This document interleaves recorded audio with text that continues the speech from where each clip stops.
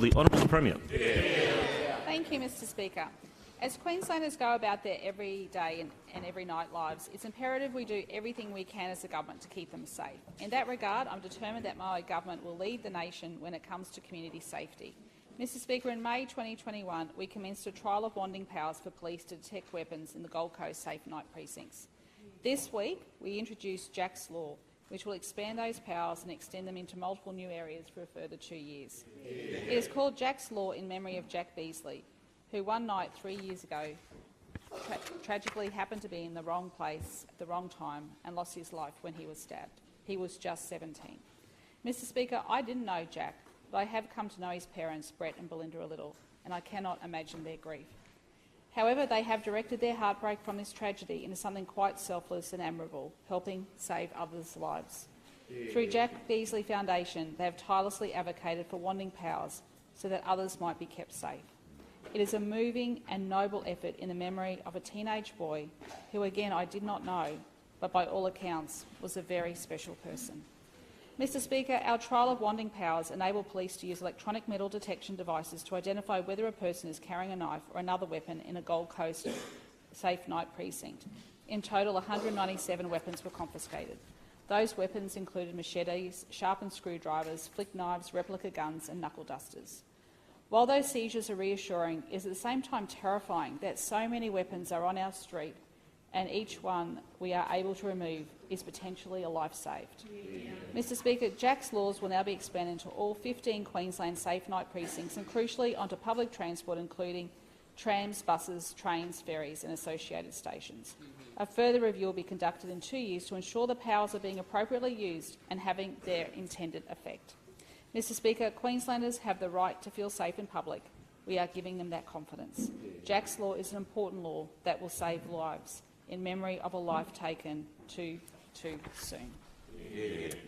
Mr Speaker, our government is committed to our path to treaty and working with our First Nations people to recognise their long-standing connection to country. As we made clear yesterday on this side of the House, we support the implementation of the Uluru Statement in full and the Voice to Parliament, unlike those opposite, Mr Speaker. Well, Mr Speaker, any one of them can go out. Order. Any one of them Order, can go out members. to the media. Order. The Leader of the Opposition. The House will come to order. Can go out to the House will come to order and say what his views are. It's very clear, very easy to do. Our view is yes. Our view on this side of the House. Order.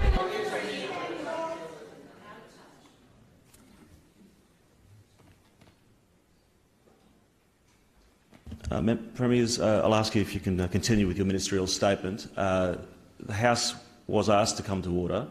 We're not off to a good start, so we will be watching very closely today as to how these interjections continue on all sides of the House. I call the Premier. Mr Speaker, another step towards reconciliation is happening in Queensland later this morning. The Federal Court is on Thursday Island and is set to hand down a historic native title determinations, which have been 21 years in the making. The determinations will go towards resolving 7 partially overlapping native title claims over land and sea by 5 recognised traditional owner groups of northern Cape York and Torres Strait. The area covered by the claim stretches from Captain Billy Landing on the north-east coast of Cape York, east to the Great Barrier Reef, north to the sea surrounding Worrell, Hawkesbury Island and Uluru, West Island, and west to Scarden River, just north of Mapoon. The determinations today cover around 22,000 square kilometres of land and sea, comprising 50 islands, sand keys and rocks. Mr Speaker, it's the first time that First Nations peoples of the Torres Strait region have joined with First Nations people of mainland Australia to work together to progress a joint native title claim with one voice.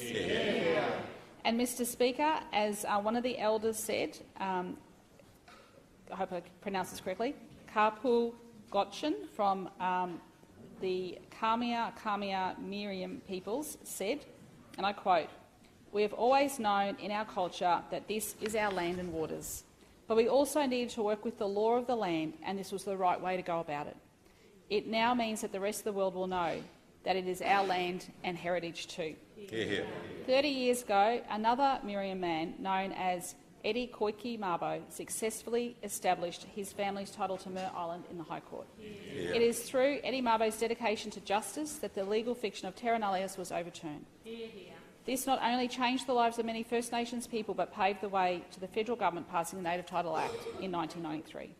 Mr Speaker, recognising native title is vital to Queensland's path towards reconciliation. It helps preserve First Nations people's culture, values and traditions, which benefits all Queenslanders. Mr Speaker, these Christmas holidays, 3 million passengers are forecast to go through Brisbane Airport, the first restriction-free Christmas period in 3 years. And when Brisbane is busy, Mr Speaker, Queensland's tourism industry is very, very busy. 75% of all Queensland arrivals transit through Brisbane Airport.